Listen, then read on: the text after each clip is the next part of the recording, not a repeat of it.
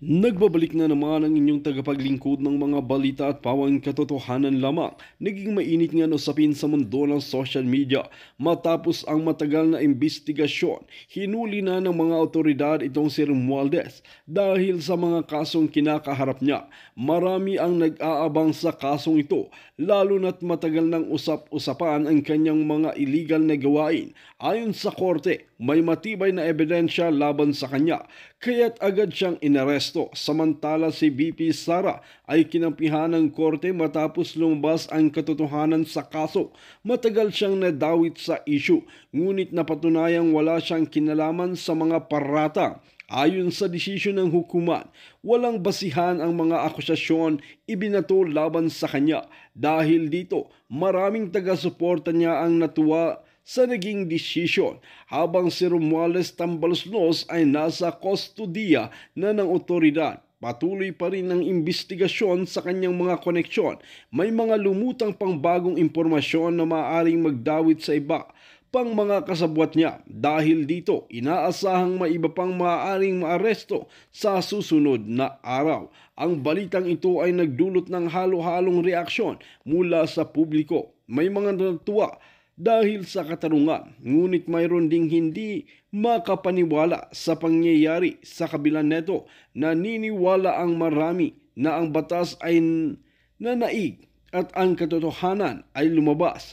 Patuloy na babantayan ng publiko ang magiging susunod na hakbang ng korte at ng otoridad. Well mga kaibigan, para nga sa karagdagang impormasyon, panoorin nga natin ang buong video. At kung bago ka pa lamang sa akin channel, huwag kalimutan i-click ang subscribe button at notification bell para lagi kang updated sa ating mga bagong video. At para sa sulit viewers natin dyan, maraming salamat sa walang sawang pagsuporta. Kasama doon si Attorney Trixie, si Agent Morales, si Mark Lopez, at marami pang iba. So ngayon mga kababayan, ito yung mga Duterte, I think yung iba naman dyan talaga, hindi talaga sila sinabi mong Duterte ever since. Katulad na lamang ni Agent Morales na sinabi mismo niya na ang binoto niya talaga nung eleksyon ay si Isko Moreno at si Inday Sara. 'Di ba? So although sinuportahan talaga niya si Inday Sara, pero hindi ibig sabihin niyan ay talagang mga Duterte na fanatic or something. Kaya sila nagsasalta ngayon dahil sa ginagawa ng mga bangag. Alright? So ngayon, I don't know kung sino-sino pa ang mga pinatawag, pero ang intention talaga nito mga palangga, unang-una, pagtakpan yung buy scam. Yung mainit na pinag-uusapan ngayon, okay, na pagtakpan ang issue sa pangdorobo ni Bangag, ni Satanas, ni Judas Bersamin, at lahat na ng mga kasabwat nila ang Huwad Committee, mga palangga. Balikan ko lang para maalala po ninyo. Ang tagal na natin na nakikipaglaban, okay? At winarningan ko na kayo lahat based on the information na nakuha natin galing sa ating mga puting ahas na nga ang karamihan sa kanila ay ginurgur na o tinanggal na.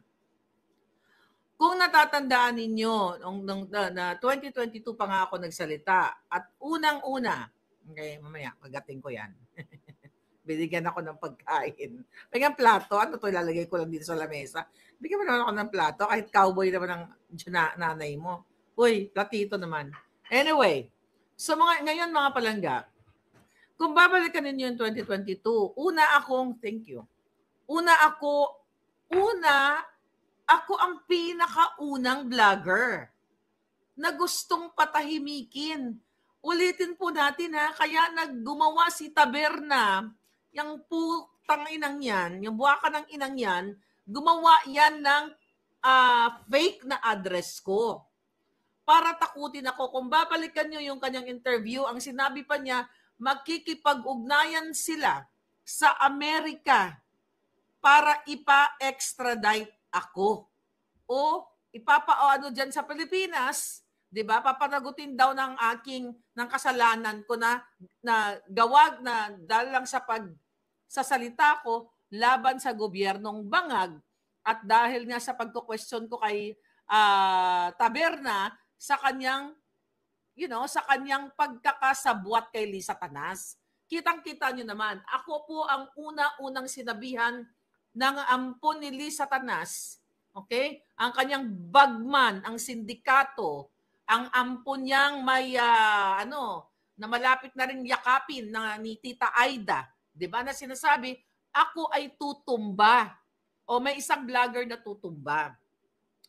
Then, come November of 2023, nung sinabi ko sa inyo, ayon sa ating ng puting ahas na Oplan itutumba. Tingnan ko lang yung eksaktong dito, mga palangga. Okay. Ay, may mga pala. Okay, ano to? Sabi ni Bangag. Okay. Mamaya na natin babasahin yan. May mga puting ahas tayo nagsisend na kung ano-ano. Okay, mga kababayan. Okay, balikan ko lang ito. Okay. Itutumba nila. Alright. Okay. Alright. Ngayon, itutumba nila, mga palangga, ang mga vloggers. Ano yung spelling nito? Okay. So kung naalala ninyo, ito nga yung sinasabi ko sa inyo, mga kababayan, ang tungkol sa mga vloggers ito. Ayan. Oplan, eliminate the enemies. November 18. Okay, basahin ko uli para nagkakaintindihan tayo kung ano nangyayari. 'Di ba? Miss Marlica, Oplan, eliminate the enemies. Ipapatupad na ng Malacanang ang Oplan, eliminate the enemies, kung saan ang mga pangunahing layunin ay makontrol ang lahat ng sangay ng gobyerno at manatili sa pwesto ang pamilyang Bangag. Taba? 2028, Tambaloslos, Romualdez, 2028 to 2024, at Charis, 2034 to 2040. Ang eksena o ang sequence ng event na gagawin nila, ito eksakto itong binabasa ko po, galing ito sa, nakita nyo ba ito? Wala naman na nakikita. Nakikita nyo yan? Ayan, binabasa ko yan, message yan, naka-save dito. Ang sequence, gibain si Vice President Inday Sara gamit ang confidential fund issue. Hindi ba nangyayari na ito ngayon? Yes, Palangga, don't worry. I know how to handle. Yeah, shout out sa iyo, Palangga. All right. Ngayon, gibain si Inday Sara. Subalit, ano nga ba ang katotohanan? Meron bang pagkakamali si Inday Sara? Nag-request lamang si Inday sa Office of the President kung maaari siyang mabigyan ng pondo, gamitin bilang confidential fund, at pumayag at nagbigay ng pahintulot si Bangag at nagbigay ng direktiba na hanapan ng pondo at bigyan daan ang request ni Sara. Malinaw ang source of funding ay ang Office of the President na siya rin ang nag-approve o request na maaari namang i-deny o disapprove kung mayroong batas na malalabag o kung ito ay unconstitutional. Si Sara lang ang ipinalalabas na meron naman paglabag sa batas, subalit ang katotohanan ay nagmula ang pahintulot at nagbigay ng pondo mula kay Bangag bilang Pangulo ay siya ring number 1 enforcer of all laws of the land. Ngayon, kung ito ay unconstitutional, si Bangag ang dapat managot at ma-impeach dahil siya ang nag-aproba at nagbigay ng pondo kay Sara. Sabi nga, ignorance of the law excuses no one from compliance therewith, not even when you are the president. Maliban na lamang kung na-set up si Inday Sara ni Bangag at pinainan ng kaso tulad ng inaakusa nga kay Inday Sara. At yan ay naganap lahat. Next, I'm reading the November 18 message from our puting ahas. Patahimikin si Tatay Digong. Gagamitin ni Bangag at Tambaloslos si Boying Rimulya. Bakit di pa sumunod yan doon sa Taga-Albay na mapunta sa impyerno? Nauna pa yung Taga-Albay napunta sa impyerno, di ba? May he rest in hill. Sabi ko nga, Bisaya ako, kaya punta dyan. Magkanto ka na lang sa hill. Kasi yung mga nag-wish kay Pangulong Duterte mategi, mga naunang nategi. Tignan mo yan. Alright? Kasi pag wini-wish mo ang taong matsugi pero gumawa ng tama para sa kanyang bayan, matagal yan. Pero kung mag-wish ka na mategi ang mga demonyo, mabilis yan. Ako, nag-wish ako na mategi, pumantay na ang paa ng mga inayupa. Sunod-sunod na yan. O, tugnan mo dyan. Anyway, balikan natin. Gagamitin ni Bangag at Tabaloslos si Bonjing Remulla para gumulong ang request ng ICC na makapag-imbestiga sa umano ay genocide na naganap noong panahon ni PRRD. Di ba nangyayari lahat ito bunsod ng War on D? Sa pamamagitan nito, sila ay umaasa na tatahimik at magwawalang kibo na lang si Pangulong Duterte sa lahat ng korupsyon, anomalya at kalabisang ginagawa ng Marcos, Lisa at Tambaloslos administration. Bahagi ng kanilang playbook ni Ahas at Tambaloslos ay ang pagpalaya kay Dilima. O lumaya si Dilima. Wala pa ito nun, di pa nakalaya upang gamitin bilang taga-usig ni Digong katuwang si Trillanes na ngayon ay diretsong nakikipag-ugnayan kay Bangag sa Malacanang at gagawing advisor to the President or Special Envoy. So andyan lang palikod-likod si Trillanes, di ba? Hindi maaari, andyan siya sa likod, sa kipay ni Lisa,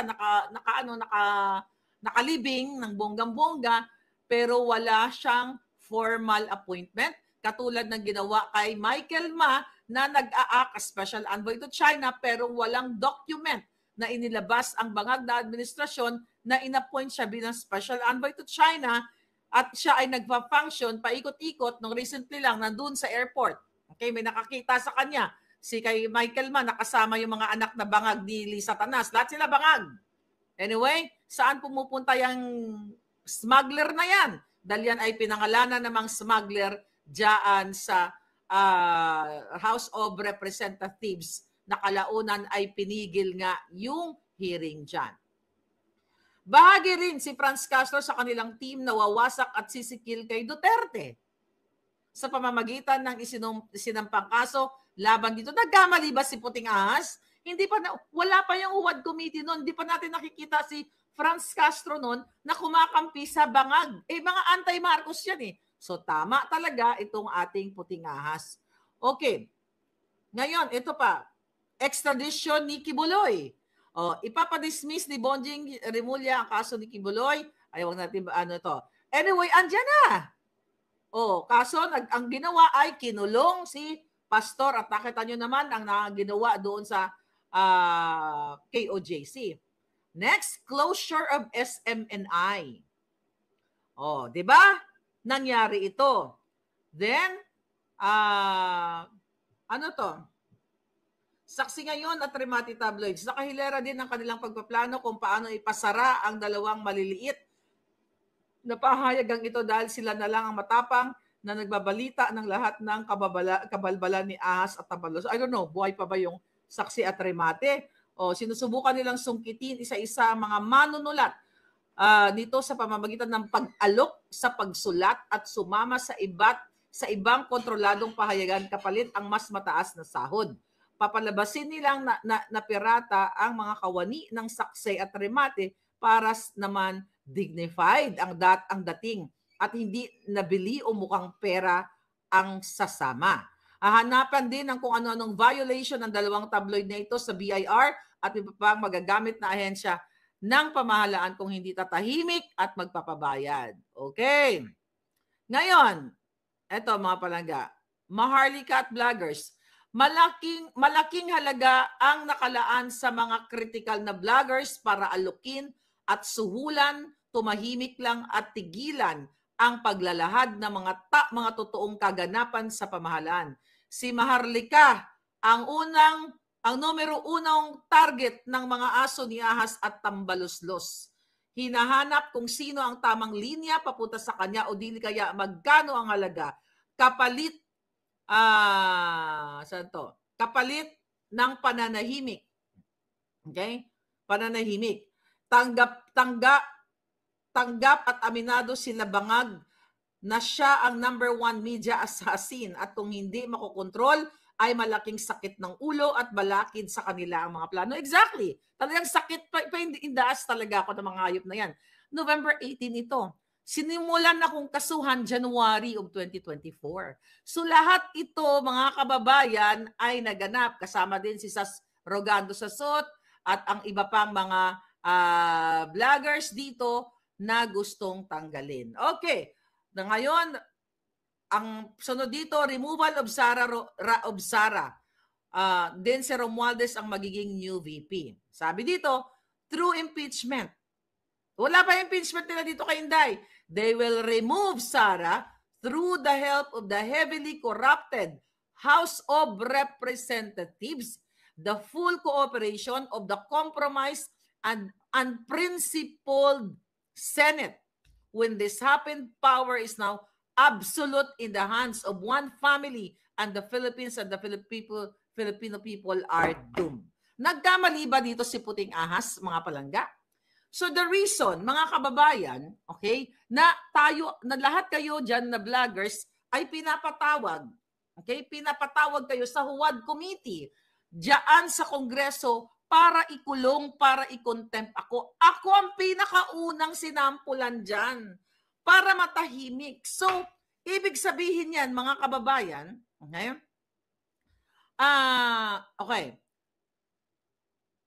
Okay, ibig sabihin yan, mga palangga, talagang gusto tayong ikulong. Kung nandiyan lang ako, dapat ginurgur na nila ako eh.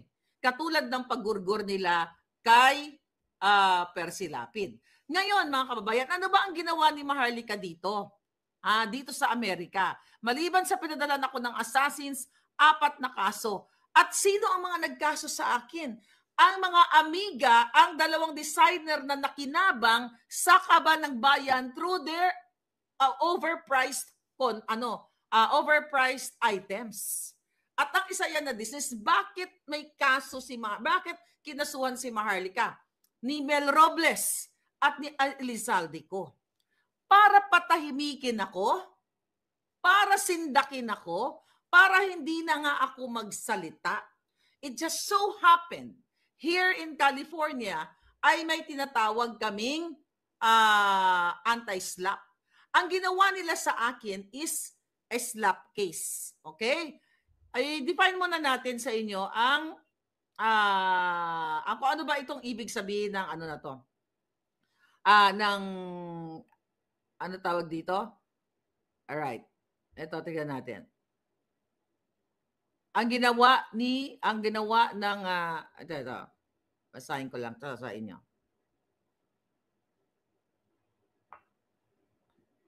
Okay. Basahin ko lang to sa inyo.